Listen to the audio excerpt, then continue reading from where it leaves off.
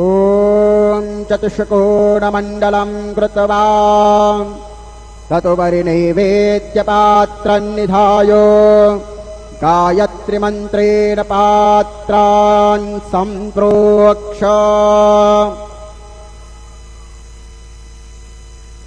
धेनवाः अमृते कृत्या रासमुद्रयाः ऋतन्त्वा सत्येन परिषिञ्जामि ॐ प्राणाय स्वाहा ॐ अपानाय स्वाहा ॐ व्यानाय स्वाहा ॐ उदानाय स्वाहा ॐ समानाय स्वाहा ॐ ब्रह्मणे नमः।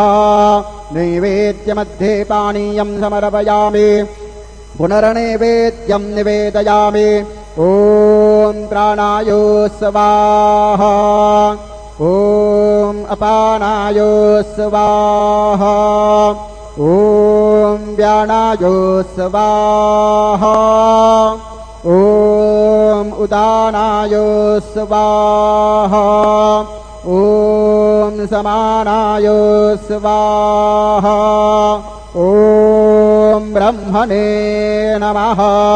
नैवेद्यं समर्पयामि हस्तप्रक्षालनं समर्पयामि मुखप्रक्षालनं समर्पयामि सद्गुरु साईनाथ देवताभ्यो नमः।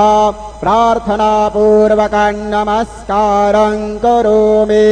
श्री सच्चिदानंद सद्गुरु साईनाथ महाराज की जय।